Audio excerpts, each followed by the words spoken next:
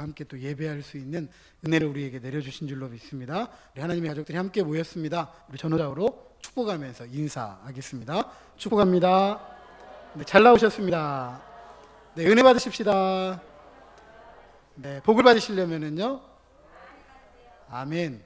오늘도 하늘의 복과 땅의 복이 우리 예배 가운데 임한 줄로 믿습니다. 전례 없는 이 코로나19의 도전 때문에 정치, 경제, 사회, 문화, 교육, 종교, 이 사회 전반이 흔들렸다라는 이야기 여러 번 말씀드렸습니다. 이와 마찬가지로 구약의 이스라엘 백성들 사이에서도 정치, 경제, 사회, 문화, 교육, 종교 등 그들의 삶 전체가 뿌리채 흔들렸던 충격적인 사건이 있었는데, 바로 그 사건이 이스라엘이 바벨론에 망한 것입니다. BC 587년에 바벨론에 의해서 예루살렘 성전이 망하고 파괴되고, 그러면서 예루살렘에 있던 많은 하나님의 선민 백성들이 바벨론 포로로 끌려가게 됩니다. 하지만 이스라엘 지역 밖에서 크신 하나님께서 자기 백성 이스라엘을 이 바벨론 포로 생활에서 이스라엘로 돌아올 수 있는 은혜를 베풀어 주시죠. 이후에도 두 차례 걸쳐서 포로들이 약속의 땅으로 귀환하게 됩니다. 바로 이 시기에 활동했던 선지자들이 학개, 스가랴, 말라기입니다. 저는 이 세 명의 선지자들을 통해서 코로나19가 가져온 새로운 표준, 뉴 노멀이라고 하죠. 예전으로 돌아가기는 힘들 것 같고 새로운 삶의 표준을 갖게 될 텐데, 우리도 이후에 새로운 신앙의 어떤 표준, 어떤 표준적인 어떤 신앙생활을 해야 될 텐데, 바로 이 시기에 활동했던 이 세 명의 선지자들로부터 우리가 신앙의 어떤 통찰을 좀 얻기 위해서 말씀을 나누고 있는 중입니다. 지난 시간에 바벨론에서 포로로 귀환했던 유다 백성들이 자기 살 집은 잘 짓고 살면서 지금은 때가 아니다 라고 하면서 16년 동안 미뤄왔던 성전 재건을 독려하면서 하나님께서 요구하신다면 그 상황이 어떤 상황이든 환경이든 여건이든 또 그것이 어떤 공경에 우리의 삶을 처하게 하는지는 모르겠지만, 그것이 아마 힘들고 어려운 일일 수도 있겠지만 하나님만을 우리의 삶의 신앙의 최우선 순위에 두어야 된다라는 말씀을 살펴보았습니다. 이것은 바벨론에서 포로로 귀환한 유다 백성들의 삶의 우선순위가 잘못되었다라는 것을 이야기해 주고 있습니다. 이와 같은 생활은요, 신앙생활이 아니라 저는 허영이라고 표현하고 보통은 이렇게 표현합니다. 종교생활. 신앙생활과 종교생활이 똑같은 거 아니겠습니까? 라고 할 수 있겠지만 구분하자고 한다면 조금 다르죠. 제가 8월에 함께 읽었으면 하는 책을 주보 3면 하단에 이렇게 기록해 놓았는데요. 랍비 조셉 텔루스킨이라는 분이 쓴 죽기 전에 한 번은 유대인을 만나라라는 책입니다. 그리고 부제목이 유대인은 어떻게 원하는 것을 얻는가라는 부제목이 붙어 있는데 조금 잘못 붙여놓은 것 같아요. 워낙 우리나라 사람들이 실용주의적인 관점들이 많아서 그렇게 이름을 붙인 것 같은데, 원래 제목은 The Book of Jewish Values라고, 이 유대인들이 가치를 두고 살아가는 내용들이 무엇인가, 유대인들은 어떤 것에 가치를 두고 살아가는가, 그 내용을 묶어놓은 책입니다. 1년 365일이잖아요. 365일 동안 한 장 정도의 분량을 매일 읽어가면서 그날 생각해 볼 수 있도록 해놓은 책이라 그렇게 어렵지 않게 읽을 수 있는 책이고, 내용도 쉽게 이해할 수 있는 그런 책이기도 합니다. 이 책의 2일째에 이런 내용이 있습니다. 다른 사람의 돈을 자신의 돈처럼 소중히 하라. 다른 사람의 돈을 내 돈처럼 소중히 하라라는 이 내용에서 이런 이야기를 하고 있습니다. 랍비 요시의 이 가르침의 기반은 내 이웃을 내 몸처럼 사랑하라라는 성경의 황금률이다. 상도덕 관점에서 이 기준은 자신의 돈이라면 하지 않을 모험을 다른 사람의 돈으로 하는 것을 금한다. 어떤 사람들은 생계를 꾸리려 애쓰면서 동시에 황금률을 지키는 것을 온전히 비현실적인 일 또는 순진한 짓으로까지 치부한다. 물론 바로 그런 점 때문에 많은 사람들이 종교의식의 준수나 종교적인 믿음을 근거로 종교적 독실함을 평가하고 싶어한다. 일반적으로 변함없이 도덕적으로 행동하는 것보다는 종교의식을 착실히 지키는 것이 더 쉽기 때문이다. 그러면서 하나님을 진정으로 섬기는지의 여부는 시나고그, 회당, 유대인들의 회당에서보다 시장에서 어떻게 행동하는지에 달려 있다라고 했습니다. 제가 쉽게 말씀드리면 이런 이야기입니다. 우리가 세상을 살아갈 때 삶을 살아간다는 게 쉬워요, 어려워요? 쉬워요, 어려워요? 어려워요. 그냥 쉽게 말씀드리면 이게 뭐죠? 컵이잖아요, 물컵. 그냥 물컵이면 좋을 것 같아요. 더 이상 생각할 게 없잖아요. 그런데 물컵이라고만 하지 않고 다양한 거라고 표현을 해요. 그러면 다 똑같이 물컵이라는 말을 쓰게 되면 쉽게 이해하는데, 물컵이라고 말하지 않고 다른 용어를 쓰면 이해하기 쉬워요, 어려워요? 어려워요. 그런 것처럼 삶이라는 건 다 틀려요. 제가 살아가는 삶이 다르고, 강장로님이 살아가는 게 다르고, 김장로님이 살아가는 삶이 다릅니다. 그러다 보니까 교회에서 이야기하는 이 신앙의 원리를 가지고 이야기를 할 때 어떤 사람에게는 잘 어울리는 옷 같은데 어떤 분들에게는 잘 어울리지 않을 때가 있어요. 어울리지 않을 때가 있어요. 그러니까 그만큼 세상을 살아간다는 것은 어려워요. 흔하게 이렇게도 표현하시더라고요. 학교에서 배운 대로 살면 안 된대요. 세상을 살아갈 때에는. 흔한 말로 세상 살아갈 때 정직하게 살아가면 된다, 안 된다?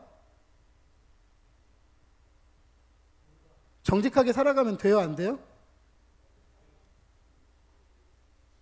학교에서는 정직하게 살아가야 된다고 배웠지만 막상 세상에 나가 살면 정직하게 살아가면 뭐라고 이야기하죠? 차마 제가 제 입으로 옮기지는 못하겠습니다. 왜 그렇죠? 그만큼 삶을 살아간다라는 게 복잡하다는 거예요.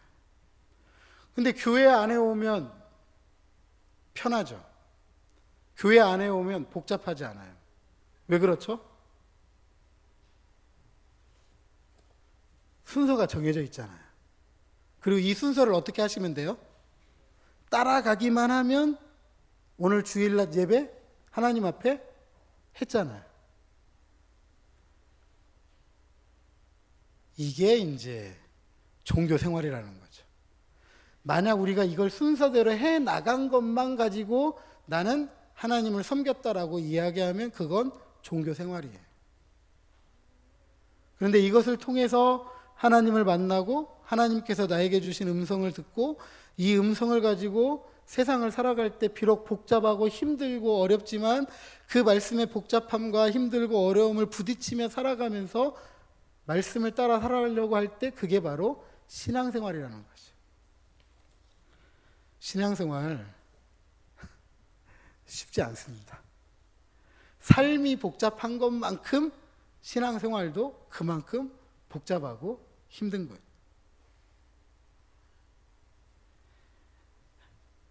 다시 말씀드리면 우리의 신앙과 삶은 예배당 안뿐만 아니라 예배당 밖에서도 하나님만이 우리의 삶과 우리의 신앙의 최우선 순위에 두어야 된다라는 이야기입니다. 그렇게 하지 않는다고 한다면 그것은 나 편하자고 하는 종교생활일 뿐이다라는 거죠. 나는 이만큼 했어. 이걸로 만족하는 거죠. 그래서 하나님만 우리의 삶과 신앙의 최우선 순위에 두고자 하는 것은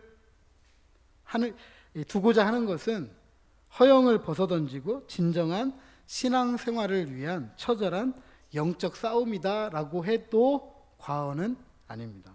오늘 본문은 이처럼 허영으로 가득 찬 종교생활의 결과를 이야기해 줍니다. 그것은 너희 행위를 살펴보라는 거예요. 이 구절을 정확하게 번역을 하면 이런 의미입니다.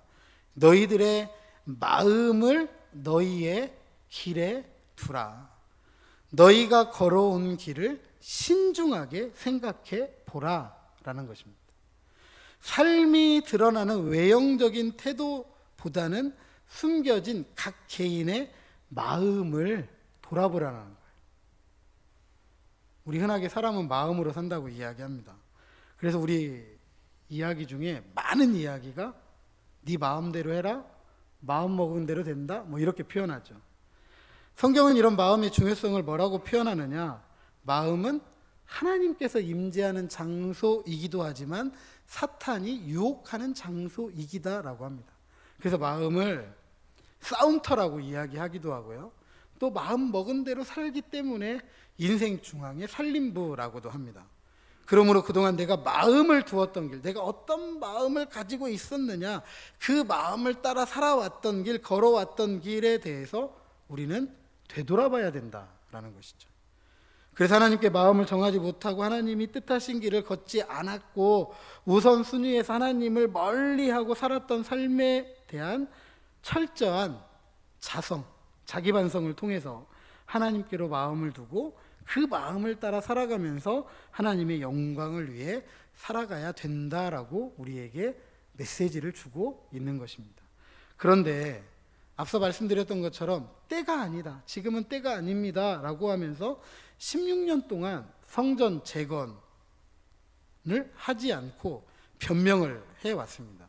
그러면서 잘 지어진 자기 집, 그것을 잘 꾸미기 위해서 얼마나 바삐 살았던지 유다 백성들이 자신의 행위를 살피지 못했기 때문에 지금 이러한 결과가 왔다라고 이야기하는데, 그 결과를 뭐라고 이야기하느냐?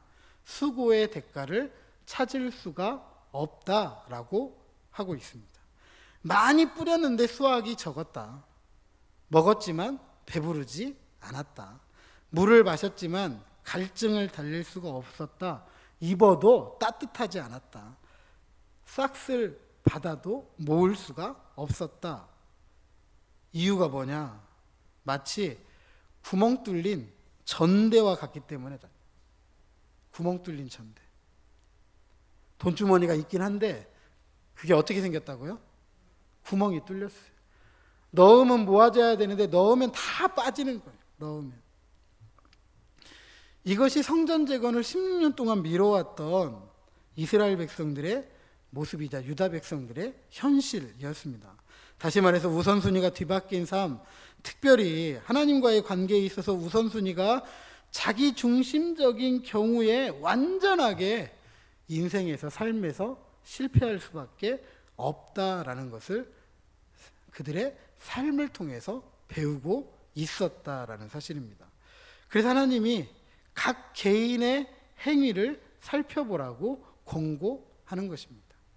이런 반복적 표현은 그 중요성에 대한 강조를 의미합니다. 왜냐하면 그들이 자신을 꾸미고자 노력하면 노력할수록, 자신의 이익을 추구하면 추구할수록 정반대의 일이 벌어지기 때문이죠.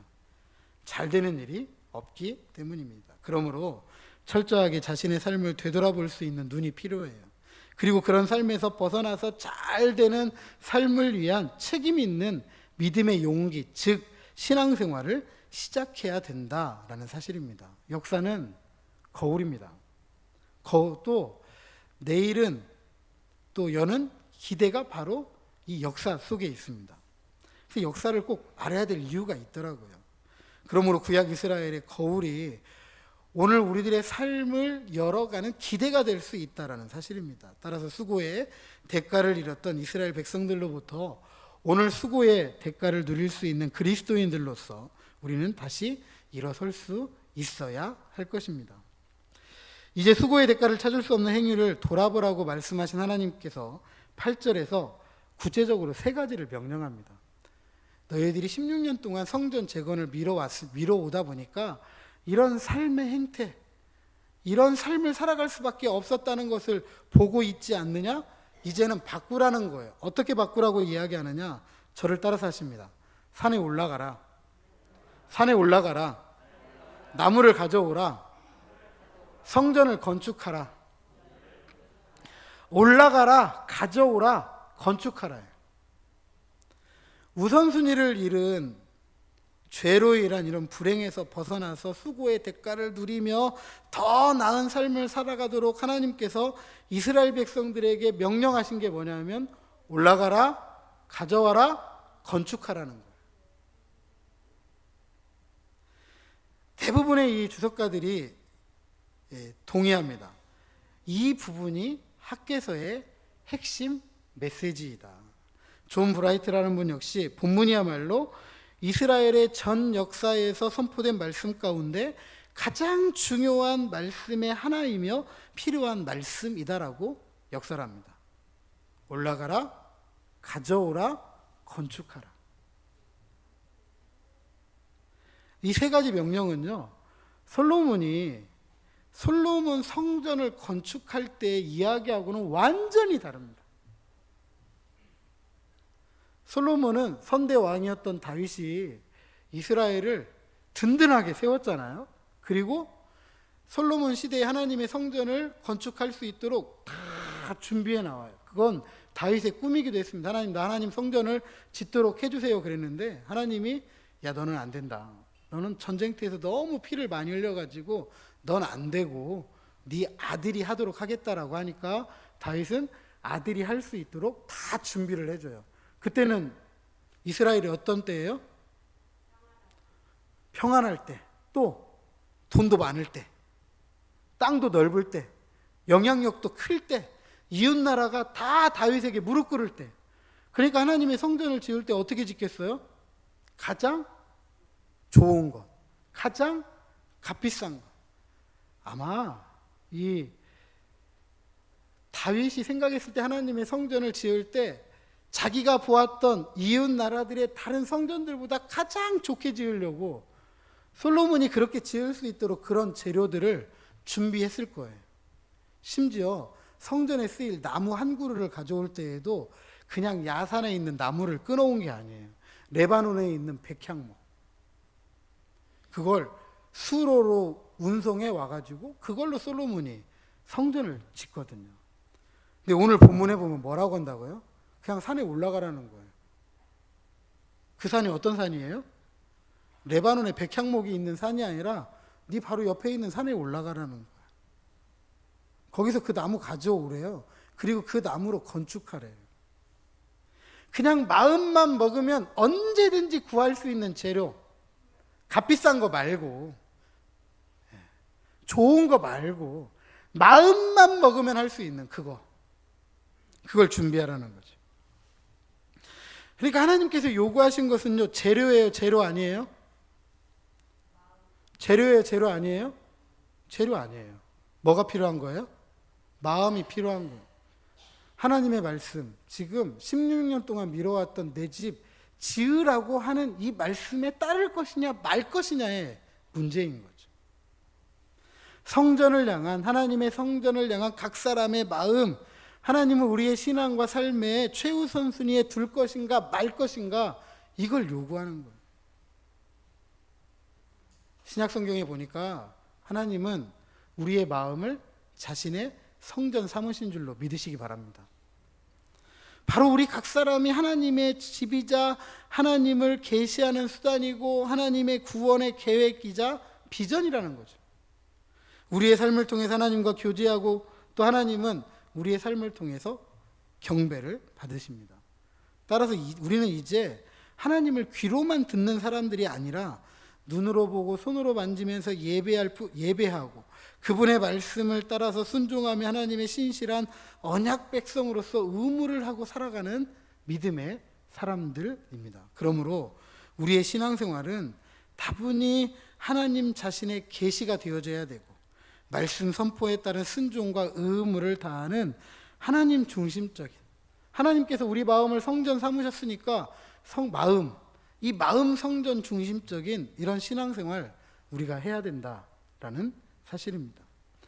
하나님 중심적, 성전 중심적 삶이 무엇이냐? 지난 시간 결론부에 이런 말씀드렸습니다. 시간과 물질 그리고 우리의 마음을 하나님께 미리 떼어놓는 거예요. 떼어놓는 거.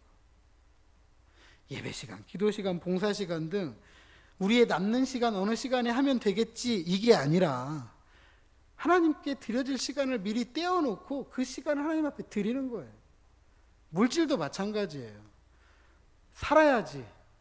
사니까 물질이 필요해요. 그러다 보면 하나님께 떼어놓기보다는 사는데 먼저 우리의 물질을 쓸 때가 있습니다. 그런데 하나님 중심적인 우리의 마음이 하나님께로 가 있다고 한다면 11조, 감사헌금, 주정헌금, 뭐 특별헌금 미리 떼어놓는 거죠. 하나님께서 받으실 것입니다. 마음도 마찬가지고요. 마음. 누가 듣든지 누가 보든지 누가 알아주든지 알아주지 못하든지 마음을 써가면서 교회를 돌보고 성도를 돌볼 때 그게 하나님 중심적이고 성전 중심적인 그런 신앙생활이다라고 말씀을 드릴 수가 있겠습니다. 조금 아쉬움이 있어서 이야기를 드립니다. 물론 제가 모르는 이야기일 수도 있습니다. 오해 없이 들어주시기를 바랍니다. 비가 연일 계속되었잖아요. 오늘 참 맑은 하늘 보니까 참 감사합니다. 저는 며칠 동안 얼마나 기도한지 몰라요. 얼마나. 뭐 개인적으로, 가정적으로 비가 너무 많이 오니까 농사에 손해보신 분들도 참 많으실 것입니다. 참. 어찌나 비가 많이 오든지 뭐 상상하지 못할 그런 비였던 것 같아요. 뭐 비가 많이 올 때도 있었지만 그 생각도 해봤습니다. 저기 이렇게 어디 산 같은데 계곡 같은데 보면 끊임없이 폭포수가 떨어지잖아요. 근데 그런 생각 해봤거든요. 저 물은 마르지도 않나? 저렇게 물이 떨어지는데도 아직도 떨어질 물이 그렇게 많을까? 이런 생각을 참 많이 했는데 하늘에서 비가 오는데 그 생각이 들더라고요.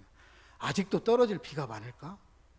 그런 생각이 들더라고요. 근데 아침에 인천에서 집사님 한 분이 전화가 왔어요. 목사님, TV 봤더니 장수에 사건 사고가 있어서 걱정돼서 전화했습니다. 교회 괜찮고 성도들 괜찮은지 이렇게 여쭤보시더라고요. 그래서 참 다행인 것은 저희 마을은 아닙니다.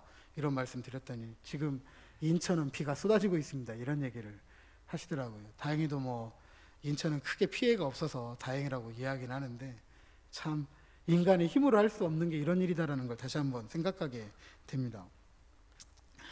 물론 이 비 때문에 개인적으로 가정적으로도 참 어렵습니다. 예년과 다른 이런 환경에 그래도 우리가 교회의 중재직이라고 한다면 장로고 집사고 권사고 또 서리집사고 한다면 한 번쯤은 교회를 둘러보는 게 맞죠. 한 번쯤은 다 가정도 둘러보자. 이렇게 비 오면 주변이 어떤가, 우리 집 주변이 어떤가, 우리 집은 어디 새는 데는 없는가, 이런 생각 다 하시는 것처럼 교회도 마찬가지거든요.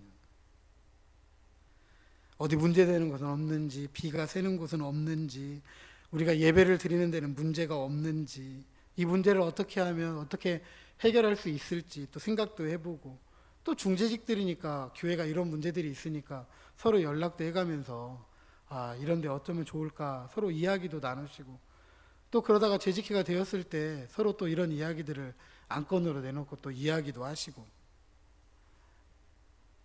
물론 우리 장로님들이 훌륭하셔서 그동안 교회의 큰 일들을 다 앞장서서 해왔지만 뭐 이 어려운 문제들 큰 짐을 장로님들만 지을 수 있는 건 아니잖아요. 우리가 함께 예배 생활하고 신앙 생활하는 곳인데,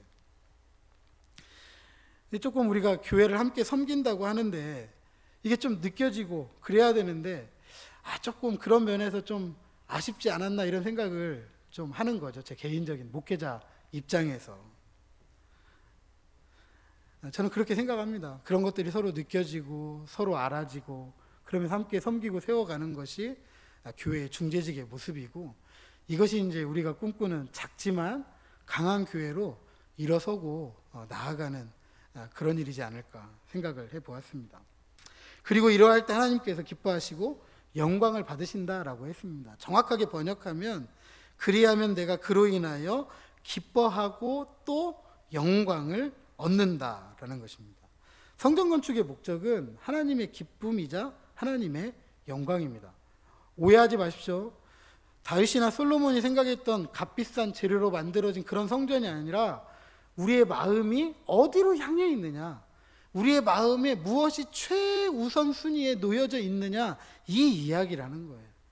우리의 마음이 하나님만이 우리의 최우선 순위입니다라고 신앙과 삶을 고백하는 것을 하나님이 기뻐하신다. 하나님이 그것을 영광스럽게 받으신다라는 사실입니다. 예수님께서 성전이신 것, 하나님께서 우리를 성전으로 삼으시고 우리와 함께 사시는 것, 이 모든 이유가 하나님의 기쁨이고 하나님의 영광입니다. 이것이 우리의 삶의 최우선 순위가 되어야 됩니다. 마치 부모님들의 최고의 기쁨은 뭐죠? 부모님들의 최고의 기쁨은 뭐예요? 뭐가 기쁨이세요? 네. 여러분들의 기쁨은 무엇입니까? 왜 제 눈만, 제 얼굴만 이렇게 보세요. 뜨겁게. 네. 자녀들이잖아요, 자녀들. 자녀들이 부모의 면류관이고 영광인 거 아니겠습니까? 하나님도 마찬가지잖아요. 내 백성이 하나님의 면류관이고 하나님의 영광이에요. 부모가 자녀들과 함께 있기를 원하는 것처럼 하나님도 우리와 함께 하기를 원해요. 부모가 생각하는 것만큼 자녀들이 부모를 생각해 주면 그것만큼 고맙고 감사한 거 없죠. 아멘. 네, 내가 생각하는 것만큼 우리 자녀들이 나 몰라줘도 괜찮으세요? 네? 아니잖아요. 그죠? 부모님이 생각하는 것만큼 우리 자녀들이 나 이해해주고 걱정해주고 한 번 더 통화해주고 그러면 그게 기쁜 거잖아요. 하나님도 마찬가지라는 거죠. 삶이 바쁘고 힘들고 어렵지만 그런 삶 속에서 그래도 마음은 누구에게 있다? 자녀들이 부모에게 있는 것처럼 우리의 마음도 하나님께 있으면 이게 하나님이 기뻐하시는 거예요. 이게 인간 실존의 한계를 뛰어넘는 삶입니다. 바쁘잖아요, 솔직히. 사는 거 힘들잖아요, 어렵잖아요. 저희 어머니도 아프시고 병원에 입원하시니까 내가 아파서 미안하다 이렇게 얘기하시더라고요. 참 사는 거 힘들고 어려운데 돈 들어가는데 걱정시키는 것 같아서 미안하다 이렇게 이야기하시더라고요. 이게 부모 마음이잖아요. 그죠? 그런데 그게 부모 마음인데 자녀가 그래요. 바빠서 찾아가기 힘들어요. 돈 들어가니까 에이, 알아서 하세요. 이렇게 한다고 생각해 보세요. 얼마나 마음에 큰 상처예요. 그 자기만 살겠다는 욕심 아니겠어요? 그러니까 욕심으로 가득 찬 우리의 인간 실존을 뛰어넘는 방법이 뭐냐 하면 우리의 삶의 최우선 순위에 나 말고 하나님을 두는 삶이라는 거죠. 그게 어떤 삶이냐? 산에 올라가라는 거예요. 때가 아니라고 미뤘던 그 일 시작하라는 거예요. 산에 올라가. 그리고 나무 가져와 성전 건축해. 그러니까 우리의 삶의 우선순위가 변화할 때 최우선 순위에 하나님을 둘 때 그때 새로운 삶이 시작하더라라는 것입니다. 사랑하는 성도 여러분, 우리들의 모든 삶의 중심을 하나님의 기쁨과 영광이라는 궁극적인 목적이 지배하도록 우리의 삶을 내어드려야 돼요. 이런 삶은 예수님은 이렇게 이야기하십니다. 마태복음 6장 33절에 보니까 그런즉 너희는 먼저 그의 나라와 그의 의를 구하라. 그리하면 이 모든 것을 너희에게 더하시리라. 나만을 위한 이기적인 욕심으로 가득 찬 인간 실존의 한계를 뛰어넘고 하나님을 기뻐하고 하나님의 영광을 위해 살아간다고 한다면 하나님께서 채워주시는 참된 만족을 누릴 수 있다라고 하시는 것이죠. 하나님은 이것을 깨닫도록 이스라엘 백성들에게 징계라는 방법을 사용하신 것입니다. 오늘 본문에 그 징계를 뭐라고 했느냐? 하늘의 이슬이 그친다, 땅의 산물이 그친다, 한재가 든다 라고 하였습니다. 이것은 일찍이 모세 언약 안에서 주어진 저주의 방법이기도 합니다. 모세는 하나님과의 언약을 어기고 말씀에 순종하지 않을 때 이런 재앙이 임할 것이다 라고 경고했습니다. 이스라엘에게 있어서 이슬이 갖는 중요성은 정말 특별합니다. 우리야 뭐 이슬 아침에 풀잎 위에 있는 그 작은 이슬의 아름다움을 이야기하지만 이스라엘 사람들에게는요, 그 이슬은 생존하고 똑같습니다. 비가 없어도 건조하지만 농작물을 경작할 수 있도록 하는 것이 이스라엘의 하늘의 이슬이에요. 특별히 8월과 9월의 이슬은 곡식을 익게 하는데 절대적으로 필요한 겁니다. 이런 중요성에 대해서 호세아 2장 21절 이하 21절에 보면 이렇게 기록하고 있습니다. 여호와께서 이르시되 그날에 내가 응답하리라. 나는 하늘에 응답하고 하늘은 땅에 응답하고 땅은 곡식과 포도주와 기름에 응답하고 또 이것들은 이스라엘에 응답하리라. 하지만 이슬은 이스라엘이 조절할 수 있는 거 아니잖아요. 이스라엘이 이슬을 내렸다 말았다 할 수 있는 거 아니잖아요. 하나님의 직접적인 개입에 의해서만이 응답되는 것이 이슬입니다. 그러므로 인생은 하늘을 바라보는 농부이다라는 것도 우리는 기억해야 됩니다. 그래서 우리에게도 위와 같은 불행이 닥치지 않도록 우리 조심해야 돼요. 저주 아래 있다는 한 가지 결과는 그들에게 무슨 일이 일어나고 있는지를 깨닫는 데 실패한다는 것이기도 합니다. 그래서 하나님은 오늘 우리들에게 말씀하십니다. 저를 한번 따라서 하시죠. 너희 행위를 살피라. 한 번 더 하시죠. 너희 행위를 살피라. 무지, 깨달음의 실패에서 벗어나라는 거예요. 너희의 행위를 살피는 일은 우리 마음의 흐름을 보는 눈이 열리는 거예요. 내가 말 한마디 하는 거, 내가 행동하는 거, 내가 왜 이렇게 말하지? 내가 이렇게 행동하지. 한 번 더 우리 마음을 돌아보는 거예요. 그래서 신앙생활이 어려운 거예요. 이 소리를 들을 수 있는 귀가 여러분 열려야 됩니다. 잘못된 것에 대한 회개의 입술을 여는 것입니다. 현재 계속되고 있는 코로나19, 세계적인 기후변화, 참 인간이 얼마나 연약한지를 깨닫게 해주는 것 같습니다. 어제 필리핀에 있는 남윤정 선교사님하고 우크라이나에 있는 김종국 선교사님하고 잠깐 통화를 했습니다.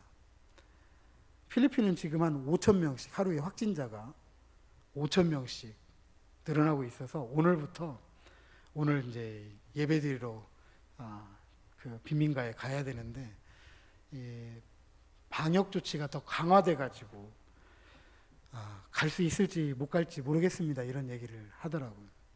차를 타고 나가서 못 가게 하면 못 가는 거고 가게 하면 가는 거고. 우크라이나는 1,500명씩 늘고 있대요. 근데 이것도 진단검사를 받았기 때문에 아는 거고 그냥 모르고 지금 지나가는 사람들이 훨씬 많다는 거죠. 훨씬 많다는 거죠. 세계적인 기후변화도 지금 만만치 않습니다. 저희 나라도 지금 비가 너무 많이 왔잖아요. 중국도 지금 댐이 붕괴될 우려가 있을 정도로 굉장히 비가 지금 많이 왔고 인도도 수없이 많은 이재민들이 생길 정도로 비가 많이 왔다고 합니다. 사람들이 어떻게 해보려고 하고 있어요. 그죠? 코로나19도. 그래서 백신 가능성이 열렸다고 하니까 미국에서 9억 개 벌써 사재기 한다고 막 돈 지불하고 자기만 살겠다고 그러고 있고요.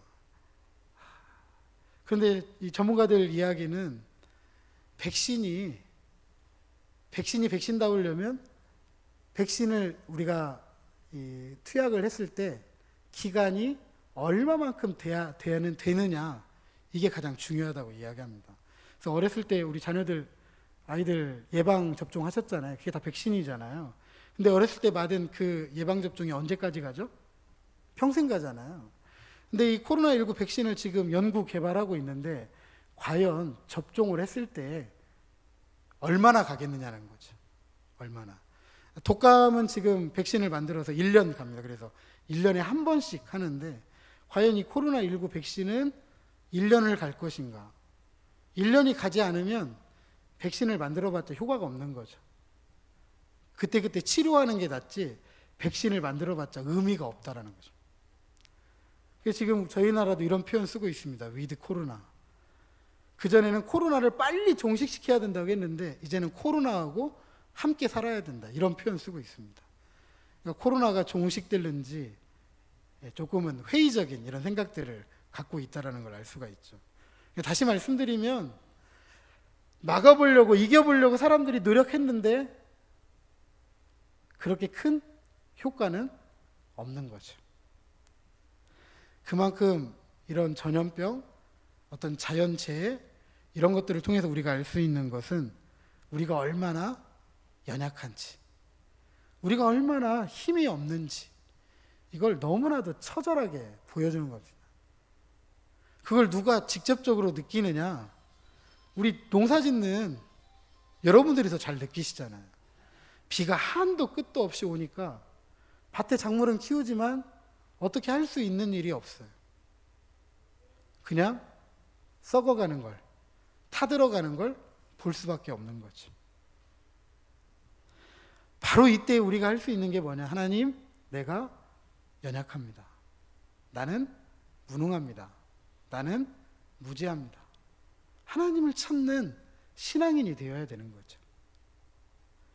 하나님을 우리의 삶과 신앙의 가장 최우선 순위에 두고 우리가 믿음 생활해야 된다는 것을 절실하게 깨닫게 되는 시점입니다. 그래서 두 번째 새로운 신앙의 표준은 우리의 행위를 살피는 거예요. 우리의 행위를. 우리가 얼마나 부족하고 얼마나 연약하고 얼마나 무지하고 죄악이 많은지 그걸 아는 거죠. 반면에 하나님은 광야에 길을 내시는 분. 아멘. 하나님은 사막에 강을 내시는 분. 아멘. 어둠 가운데 빛이 되시는 분. 아멘. 자신의 약속을 신실하게 지키시는 분. 아멘. 이 전능하시고 위대하신 하나님 우리의 삶의 우선순위에 두고 산다고 한다면 얼마나 안전하겠느냐라는 거예요. 부디 하늘 농부의 심장을 가지시기를 주님의 이름으로 축복합니다. 고백하십니다. 나는 하늘 농부입니다. 옆에 있는 분들에게 권면하시죠. 당신은 하늘 농부입니다.